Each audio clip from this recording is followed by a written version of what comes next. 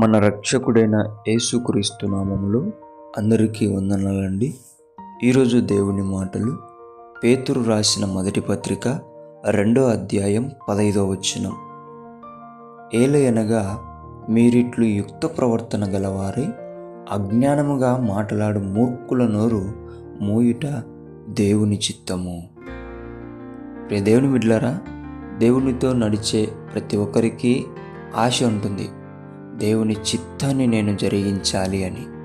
అయితే దేవుని చిత్తం ఏమిటంటే, ఎవడైతే దేవుని గురించి తప్పుగా మాట్లాడుతున్నాడో, అవగాహన లేకోకుండా సంభాషిస్తున్నాడో, ఎవడైతే దేవుడు ఇచ్చిన గ్రంథం గురించి అవగాహన లేకుండా మాట్లాడుతున్నాడో, ఎవరైతే దేవుని బిడ్డల గురించి అవగాహన లేకుండా మాట్లాడుతున్నాడో, అటువంటి మూర్ఖుని నోరు మోయించుట దేవుని చిత్తం అని ఇక్కడ మనకు స్పష్టముగా దేవుడు తెలియజేస్తున్నాడు.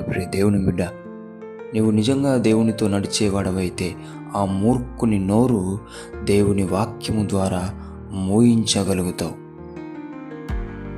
దేవుని బిడ్డలారా, ఆశ ఉంటే సరిపోదండి. యుక్త ప్రవర్తన గలవారై అంటే మంచి ప్రవర్తన కలిగి, ఎవడైతే దేవుని దూషిస్తున్నాడో, ఎవడైతే దేవుని మాట్లాడుతున్నాడో, ఆయన గ్రంథాన్ని మాట్లాడుతున్నాడో, వాని నోరు వేయించాలా, సమాధానముగా ప్రేమ కలిగి మోయించేవాడిగా నీవు తయారవ్వాలా. అప్పుడు నీవు నీ ఆశ నెరవేర్చుకోగలుగుతావు, దేవుని చిత్తాన్ని జరిగించగలుగుతావు. దేవుని బిడ్డలారా, ప్రతి ఒక్కరూ యుక్త ప్రవర్తన కలిగి దేవుని వాక్యాన్ని శ్రద్ధగా ధ్యానించి ఆ వాక్యములో ఉంటున్న జ్ఞానము నేర్చుకొని ఆ జ్ఞానము ద్వారా మూర్ఖుల నోర్లన్నిటినీ మోయించే దేవుని బిడ్డలుగా తయారవ్వాలని దేవుని బిడ్డ మనవి చేసుకుంటున్నాం. దేవుడి మాటలు దీవించునుగాక. ప్రార్థిద్దాం. దేవానికి వందనాలు, స్తోత్రాలయ్యా.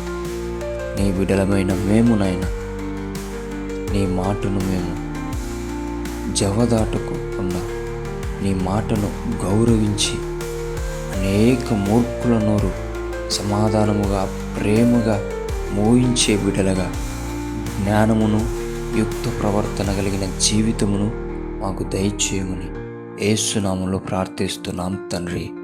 ఆమేన్.